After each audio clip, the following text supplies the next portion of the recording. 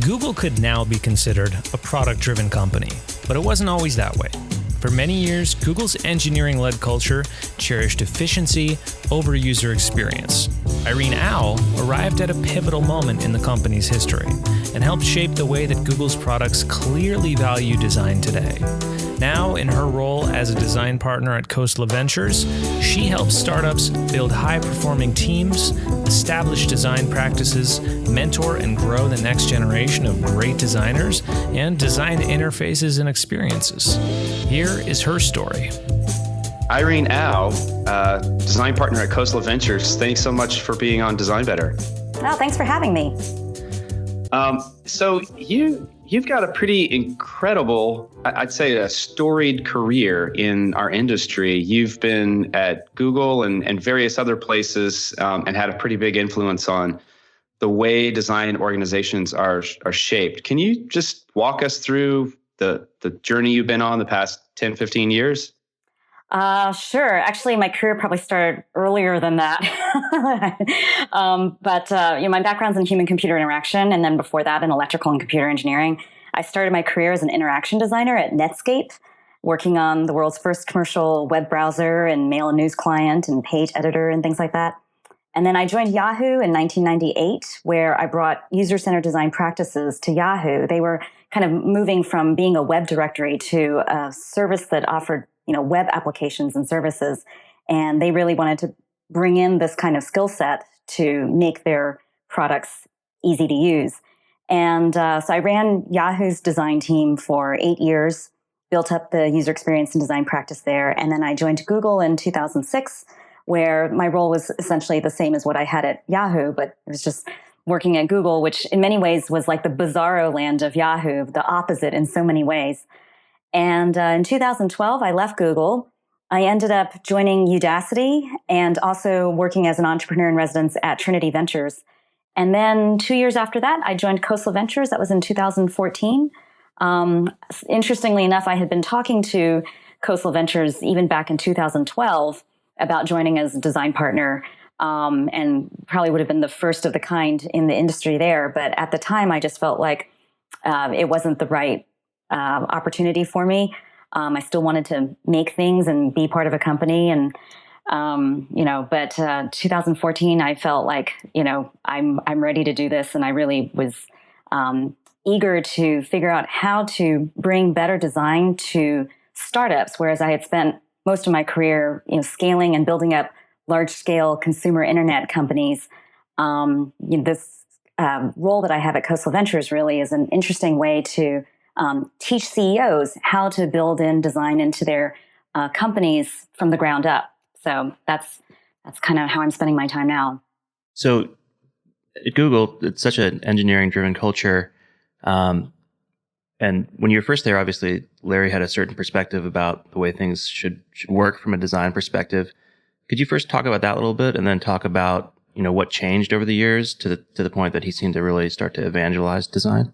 And it's funny, like at Yahoo, when I first joined, people thought of design as being really about aesthetics and making things look good. And so I spent a lot of my time in the early days at Yahoo explaining to people that design was not just about how things look, but how they work. And at Google, it seems like Larry and Sergey really internalized this kind of understanding because they also had taken classes in human-computer interaction. But it went to an extreme where it was really all about how things worked and not really so much about how things looked. And one analogy that Larry had used with me was like, you look at the Mac interface, for example, looks nice, easy to use, but not as efficient to use as Unix. And so that was kind of the vision that he had for Google, was that he wanted Google to be as efficient as Unix is for power users. And that's really who we were optimizing for, at least in the early stages. And I think a lot of that still holds true now, but the interpretation of that has kind of evolved over time. And I think with the rise of the iPhone and the success of this paradigm shift that the iPhone introduced, which is not only beautiful and also functionally, life-changing. Just as a concept, it totally changed people's understanding of what a phone was. I think this really started to shift people's notion of like how important beauty was in an experience. And so, for example, like when Larry became CEO, he started to champion the importance of beauty and how that is just as important as having efficiency and functionality in an experience. Like he made a comment at one all hands about white space. So, for example, whereas before we eschewed white space because we wanted to cram in as much information as possible, he pointed out that sometimes white space can be really valuable because it helps you better understand what to focus on. And you think about, like, I think it was John Coltrane, the musician, who said, like, the music is the space between the notes. I think that is often taken for granted in a lot of different ways in life. And so it was really wonderful to see Larry point that out to the rest of the company, because I mean, that was really the beginning of a shift in the attitude and the company's understanding of what we were really going for. Google's such an interesting example of evolution of the industry. I mean, you describe this Unix interface for the power user, which is great, to be super efficient. But once you've got a much broader user base, the design philosophy or the values of a product really have to shift, because it's got to work for a lot of different people with different mental models. Can you talk a little bit about that, of like how product values and mental models can really influence your approach to design? Yeah. It's interesting because Google has always really targeted the early adopter of technology. And the thinking was that the world is going in this direction. And so if you target the early adopter, eventually everybody else will come along. And this is very different from how most people think about design, because, at Yahoo, for example, the conventional wisdom was that we should target the widest audience possible. But that really hindered innovation at Yahoo, in my opinion, because, for example, when things like dynamic HTML came out and things like that, we were scared to embrace it because we were worried about turning away all these users who were using old browsers. Whereas at Google, the thinking was, well, we should push the envelope and force people to upgrade, so that we can offer better experiences. Like, why hold back people when technology is going in this direction anyway? So that is a really interesting approach. It was very controversial too, at least in the early days, but I think people get it now. I think people understand that. So it's interesting, seeing this transition at Google, and it sounds like when you joined Google, and you're coming from an HCI background, coming from a design background, you must have felt like a fish out of water, especially coming from Yahoo, where design is on everyone's lips. And you come into a very engineering-driven place where the values of the company they're really quantitative values, not qualitative. How do you deliver that message in what could be a hostile environment of design is really important, and design's not just about the way something looks, but it's also the way it feels. It's also about how well it works for people, if it's usable and learnable and so forth. How do you deliver that message in an engineering-driven culture and start to facilitate change? I have to say, when I joined Google, I actually didn't feel like a fish out of water as much as I just felt like I was coming home. I mean, actually, Google's culture in many ways was a lot like Netscape's culture and a lot like Yahoo's culture in the early days. If anything, I feel like Yahoo's culture had just evolved to a point where it was just impossible to move things forward. And so at Google, it was really a breath of fresh air, because they were so focused on execution and moving things forward, even if they're not necessarily moving forward in the right direction initially. If you keep moving, you'll eventually move in the right direction. If you keep iterating, if you keep getting feedback. And there was always a culture of that at Google, which I have always appreciated. And I think where the rift was there were no visual designers in the company. And there was no formative user research, no generative user research. All of it was summative. It was kind of old school Jacob Nielsen style, assess the performance of the design based on, usability issues, and then throw the report back over the wall to have the team fix those usability issues. And I was really trying to change the way products were conceptualized, and it's one thing to build amazing technology, but that technology and all that analysis of the data and whatnot has to be directed towards an empathetic user experience. And so for me, I felt like the place to start was in building greater empathy for users from the beginning, and do that kind of at scale. So I hired Charles Warren from IDEO, who helped IDEO build its organization transformation practice, where that portion of IDEO at the time was working with clients to help them build in design thinking into their companies. So Charles had kind of productized this, kind of design sprint. And so it's really like taking people through a design thinking process in a very methodical way that's repeatable, reproducible. And what we wanted to do was to turn every engineer, every product manager into a design thinker, so that all products could be conceived with an understanding of users in mind and their needs up front, rather than like, oh, what kind of cool technology can we build? And then figure out like, okay, how do we make this neat prototype look better so that we can launch it and see what happens? So that was really the first place to start, which required formative user research, which sounds obvious now, but very controversial at the time, because there was this thinking that design and research should be very separate from each other, because otherwise you might destroy the integrity of the research, or if the designers are working too closely with the researchers, which I thought was kind of the very opposite of where I wanted to go. I wanted to blend the two more closely together so that they were joined at the hip, and so that design, product, and engineering could all operate in a way that's informed and influenced by an understanding of what people need. So those were some of the early things that we tackled. Support for Design Better comes from Gusto, who make running a small business easy. Get 3 months free at gusto.com/designbetter once you run your first payroll. Running a small business is hard work, especially all of the payroll, quarterly tax filing stuff, and HR things. I'd rather be focused on my business and my customers than dealing with the administrative duties. But Gusto makes it easy. They automated the complicated parts of running a business. With Gusto, I never miss federal or state payroll tax filings, and I love the time off requests and time tracking tools.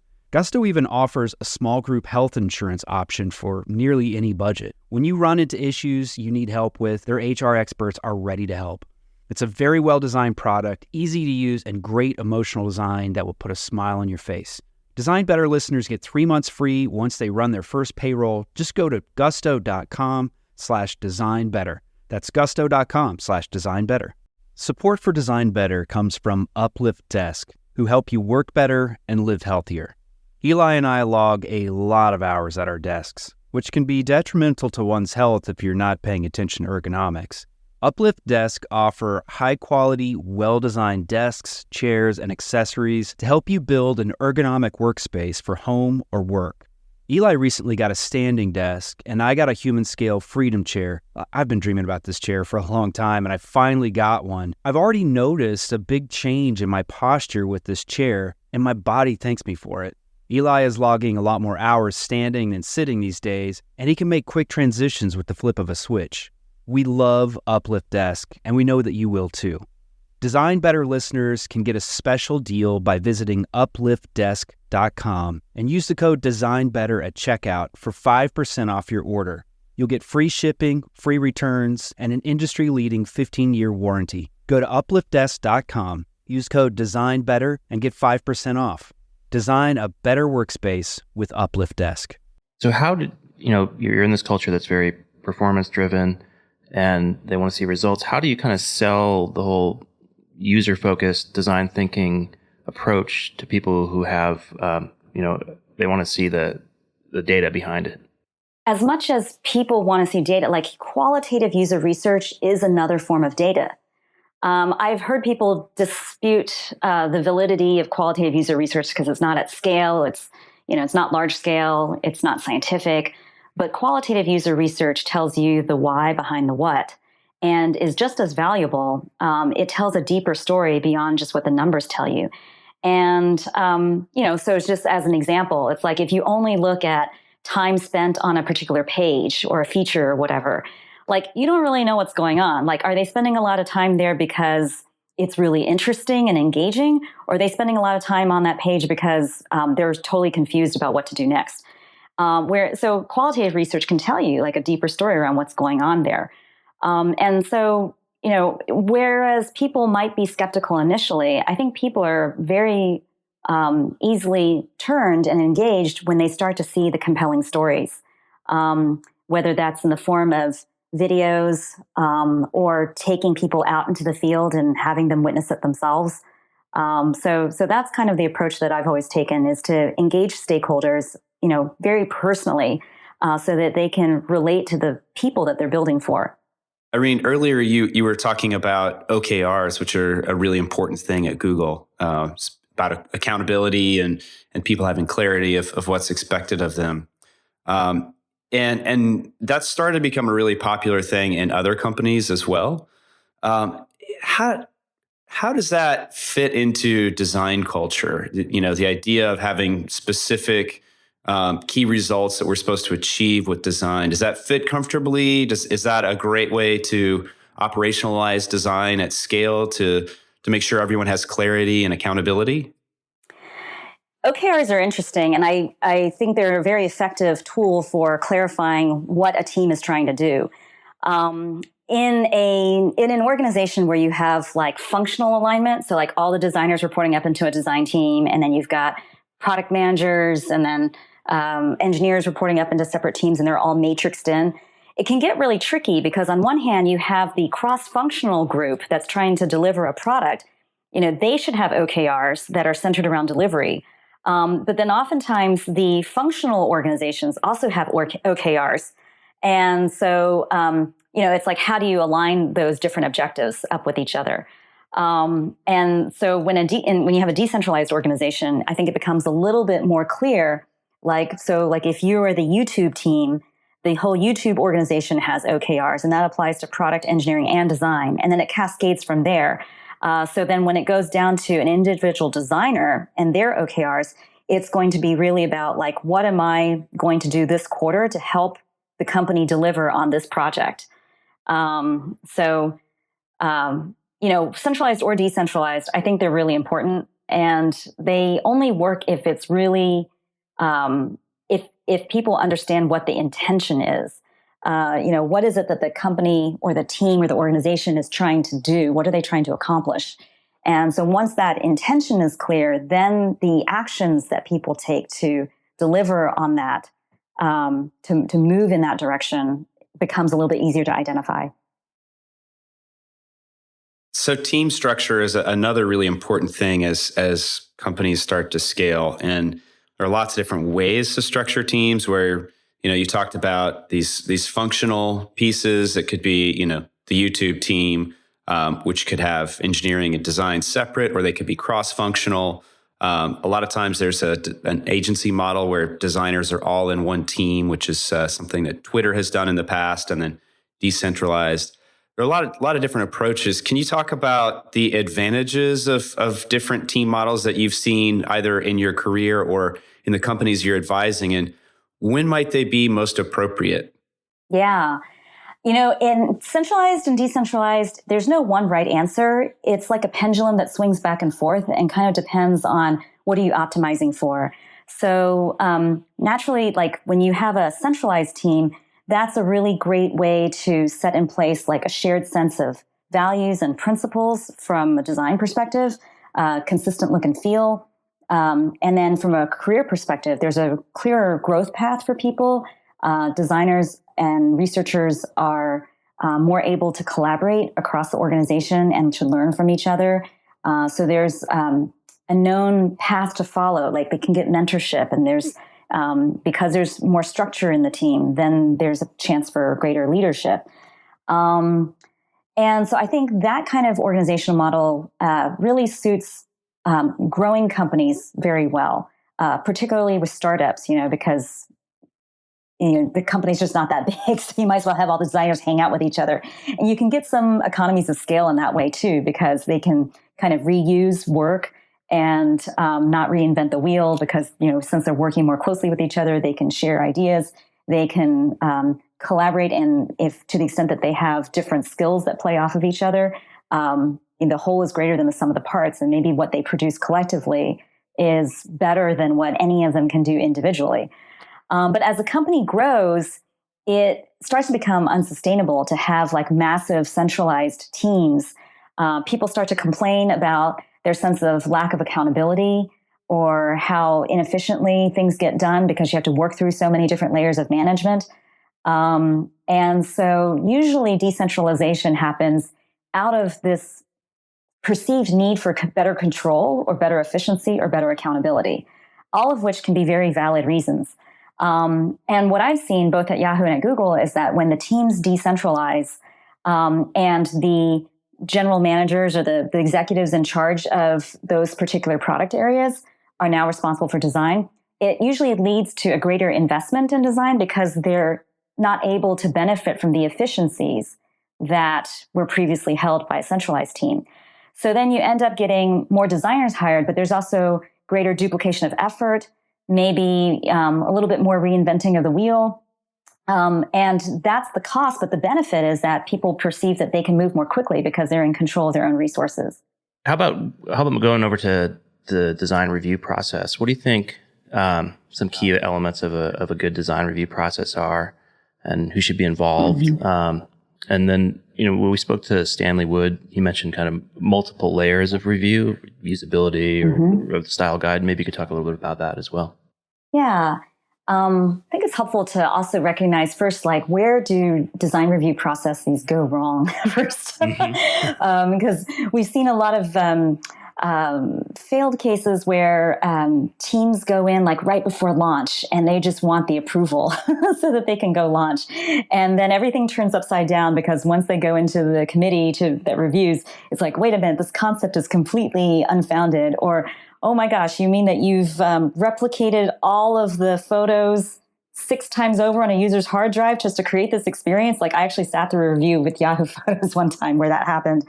And so I think it's really important to have the reviews through multiple phases of a product development's life cycle, starting from strategy and concept to how is this thing going to be architected, to how do you move people through the experience, and all the way down to the tactics around, like, how do people perform specific tasks and get things done? What does the interface look like?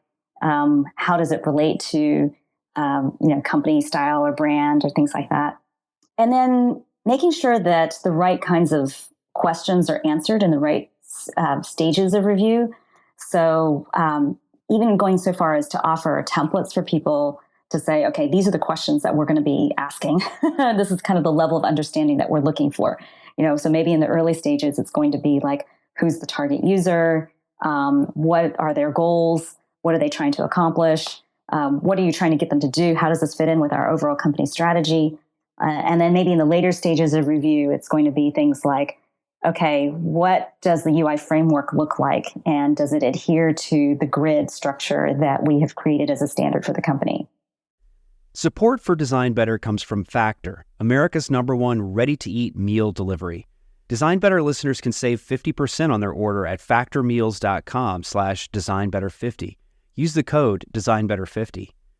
You know what happens at my house when things get really busy? In the evenings, we turn to takeout, which can be expensive and it's not very good for our health. Lately, we're making a better choice at crunch time. We turn to Factor for chef-created, dietitian-approved meals that are ready to eat in just 2 minutes. We like the flexibility of Factor, too. You can change your order up every week with plans from 4 to 18 meals per week, or you can pause or reschedule your deliveries at any time. The meals are so tasty. My wife and I are huge fans, and I like their smoothies, too, which I find are perfect for a quick, healthy breakfast. Factor can help you eat well and feel good while focusing on your career and your family. Head to factormeals.com/designbetter50 and use the code DesignBetter50 to get 50% off your order. That's code DesignBetter50 at factormeals.com/DesignBetter50 to get half off your order. So I was recently at a conference where we had somebody from Search Inside Yourself, and he mentioned this really interesting project, Aristotle. Did that happen when you were at Google? I'm not familiar with that. So they did a bunch of research on teams, and in a very googly way, they used a bunch of data and determined that the number one performance indicator was establishing trust in the team. And so I'm curious, how in these types of reviews, how do you establish trust, and how do you make people feel safe so that all perspectives are welcome? Well, first of all, I think it's important to distinguish between a review versus a brainstorm, and or a design sprint. Because in those meetings, especially, you want to have, you want people to feel safe because they're generating ideas, and you want people to come up with really crazy ideas. Whereas, when you're on a tail end of a review right before launch, the objective is a little bit different. At the same time, you want to have constructive criticism at any phase and stage, and some creative conflict.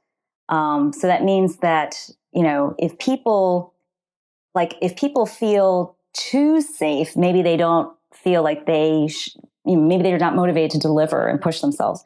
On the other hand, if there's too much tension, then maybe people don't feel like they can come up with interesting and new ideas. So in the earlier stages, when we're generating a lot of ideas, we will explicitly say, this is a period when we are just going to the objective is to come up with as many ideas as possible. And we are not judging the ideas now. We're not judging you personally, and we're not judging the ideas. And it's really important that whoever is facilitating the meeting is really on the ball when it comes to this, because inevitably somebody will blurt out oh, I think that's a terrible idea when somebody comes up with something crazy. And it's really important for the facilitator to kind of, corral that back in and say, thanks for sharing your opinion, but this is not the time and place to do that. We're going to be sharing our judgments later during this other review period or this other phase of the design sprint or whatever. So it's really important for the facilitator to hold the space in an appropriate way. We'll also, during brainstorming phases, be as encouraging as possible. So not only to withhold judgment, but also to build off of people's ideas. So to never say no to anything that comes up, but to say yes and, that's like a classic improv kind of principle. So that you're saying, yeah, that's a great idea. And what if we also did blah, blah, blah, blah, so that you're building off of each other's ideas and not shooting anybody down. And again, that's very important in the formative stages and the brainstorming stages. And then later when we're editing and we're trying to figure out how do we converge down to the 2 or 3 ideas that we'll actually pursue and try, then that's the time to kind of be more critical and to say, well, this one has its pros and cons because of these reasons. This one has its pros and cons because of these reasons. And I think it's also really, really important to lay those out very clearly, pros and cons of option A, pros and cons of option B, C, et cetera, so that people can make informed decisions in a balanced way. Irene, you've probably hired a lot of people over the years and looked at a lot of different skill sets, a lot of different resumes, but to what extent is EQ and soft skills, how important are they to being able to build really great products? Oh, extremely important, and often overlooked more so than they deserve. In my experience, EQ has really determined whether somebody is an okay designer whether somebody is a really great designer. Because a lot of times it comes down to how present can they really be when they're collaborating with others and when they're making? How empathetic can they be with not only the people that they're designing for, but also with other stakeholders to be able to understand other perspectives so they can negotiate and communicate with them effectively. There's also the importance of being able to receive feedback and to reflect on oneself to see how can I be better and how can I make this thing that I'm creating be better. And so if you have a lack of self-awareness or an unwillingness to look at yourself, that's going to be career limiting in the long run. So I spend just as much time interviewing people for their EQ as much as I do for their IQ. and for their hard skills. I was just going to say, every time I've interviewed, that I spend so much time just hanging out with candidates because it's the only way to really get a feel for soft skills and EQ and background. And if there's a deficiency in skill set, that's usually something I can coach up, but I can't change a person's, background, personality, the way they communicate and process emotion. That's all on them. Yeah, exactly. That's exactly right. And I've developed some specific questions in interviews just to be able to try to assess their self-awareness, self-reflection, social awareness, because those are so important. Like, how well do they manage difficult situations? How well do they negotiate with other stakeholders when there's a conflict that arises? Do they ever think about, like, how would I make this better? And what exactly would that look like if they had more time? How would they improve the product? So those are all indicators that kind of reflect on, on their EQ. It's wonderful. So, you see a lot of companies in your current role at Khosla. What are some of the companies you're seeing that are really embracing design and doing amazing things? So Khosla Ventures is really interesting because Vinod really loves design and cares about design. So we've invested in some companies like Square, for example, that like really gets design up front. But we also have companies in our portfolio that may not be well-known consumer brands, but are amazing design-focused companies. And Nutanix is one of the companies that I'm most excited about because the CEO, Dheeraj Pandey, really understands that in order for that company to be successful, and they build like data center infrastructure, like hardware and software. And so it's like one of the last companies you would think like really needs good design. But actually that insight is like, they're so design focused, not just on how it looks, but like, why are they building what they're building? So they recognized that they could automate more. They could create a single interface through which all these different components of data centers could be managed. And so before they build anything, they ask themselves, what is the fundamental problem that we're solving? Like, why are we building this? And so it imposes a really important critical period of reflection around like, well, is this really the best possible solution that we could build? Or is there some more elegant solution that we can arrive at that makes things even easier for people? There's another company. We have a lot of entrepreneurs that are brilliant technologists and know nothing about design. And yet they are so eager to absorb everything that I might have to offer. Like, I had one CEO come to me and say, teach me everything you know about design. And this startup is building, they're applying machine learning and artificial intelligence towards network security. So it's like another domain where it's like, you wouldn't really think that design has a huge role in this, but he's so eager. And this is one case where the best impact that design can have, it really is in instilling a culture of design thinking into the company so that they're focusing on the customers first. So I taught him how to do field studies. We went and talked to target customers that we had identified and tried to understand, like, from a chief information security officer's perspective, like, what does their daily life look like and what are their pain points? And all of that kind of fed into a design sprint that I led with them, which really resulted in a conceptualization of like, okay, well, these are the possible things that we could do as we direct our technology towards solving these problems. So these are just a few examples of how I've been working with startups in our portfolio. It's a full range, so sometimes the CEO gets it, like Jack Dorsey, and they build in design from day one, and there's a huge focus not only on design thinking but also on the aesthetics, and that full range everywhere in between. And then we also get small startups that are founded by technologists that know nothing about design, but are really eager to see how they can make their companies successful through design. Fantastic. Well, thank you so much for sharing all these stories, and we really, really appreciate having you on the show, Irene. Sure. Thank you for having me.